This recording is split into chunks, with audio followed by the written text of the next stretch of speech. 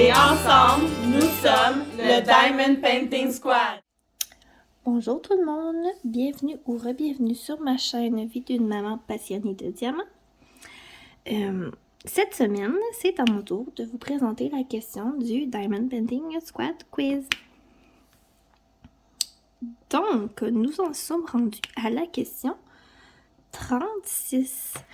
Je sais que je n'ai pas répondu à la question 35 et je vais y répondre tout de suite après c'est ça, vous avoir présenté la question de cette semaine. Donc, avant que j'oublie, parce que quand j'attends pour le dire à la fin, j'oublie toujours, comme d'habitude, je vous invite à répondre vous aussi à cette question, soit dans les commentaires de ma vidéo ici. Vous pouvez aussi aller répondre sur les chaînes de mes squades, collègues. Je vous les place toujours dans la barre de description.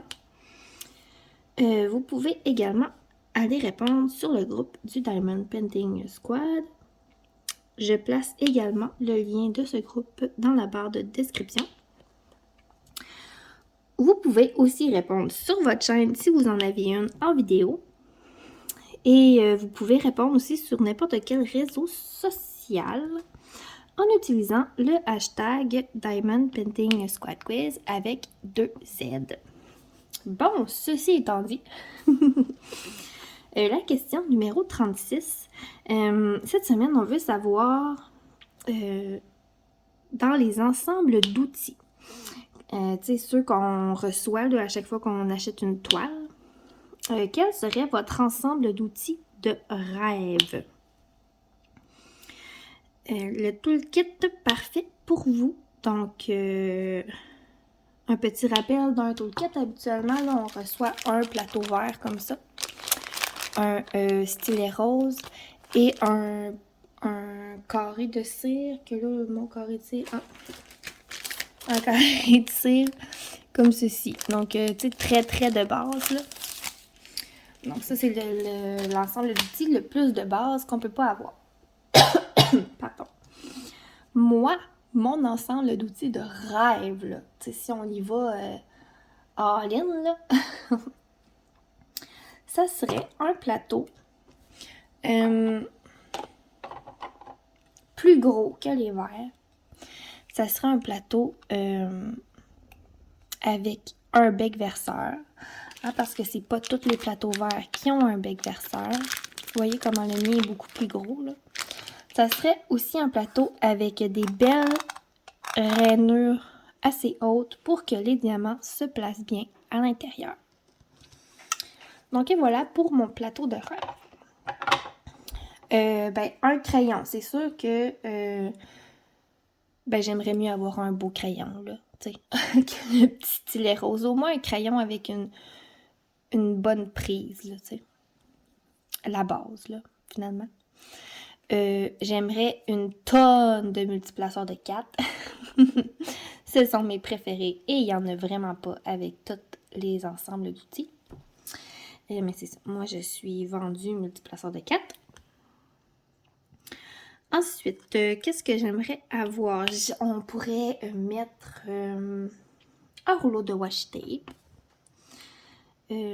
Dans le meilleur des mondes, il fitterait avec la toile qu'on a achetée.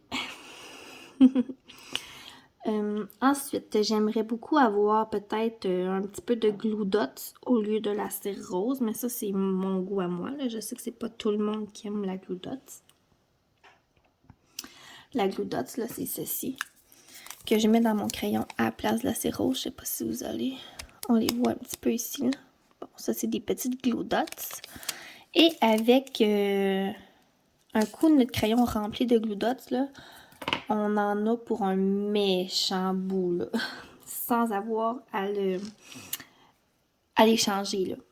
Ça colle, oups, ça colle, c'est effrayant. Donc, des glue dots. J'aimerais une belle pince. C'est sûr que là, moi, j'ai une petite pince ici, là, mais la pince noire, ça fait aussi, là. La belle pince noire comme chez Diamond Art Club.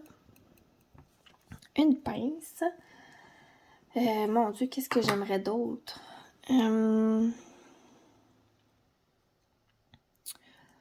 J'aimerais peut-être avoir... Oui, c'est ça. Un petit X-Acto comme ça. Moi, je le prends tout le temps là, parce que c'est avec ça que je coupe mes petites sections.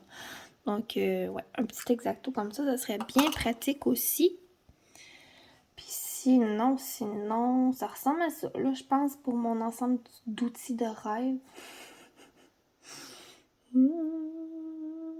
Ouais, mais tu sais, on peut ajouter un plateau à déchets, on peut ajouter une petite brosse pour enlever les poils. Tu sais, moi, j'utilise celle-ci que j'ai acheté au Delo, là. C'est une brosse à ongles. Mais tu sais, ça serait comme un peu trop exagéré, mettons. Mais bon, si on parle d'ensemble d'outils de rêve, pour moi, c'est ça. Donc voilà pour la question 36. La question 35 était de... okay. Était de vous dire comment qu'on fait pour choisir la prochaine toile à faire. Donc, quand on a terminé une toile, comment on choisit la suivante? Moi, j'y vais seulement avec une image que ça me tente de faire. Tu sais, oui, j'ai acheté plein, j'ai beaucoup de toiles en stock, mais tu sais, des fois, ça te tente d'en faire une plus qu'une autre, là, tu sais. Et j'y vais pas nécessairement une toile d'Halloween pour l'Halloween, une toile de Noël pour Noël. Là, j'ai fait ça cette année pour l'Halloween et Noël, mais ça, je sais pas si je vais le faire l'année prochaine. À date, j'ai acheté beaucoup de toiles pour les placer à quelque part dans ma maison. Tu sais, je sais que celle-là va aller là, celle-là va aller là. Là, il faut juste que je les fasse. Mais bon, ça devrait arriver un jour.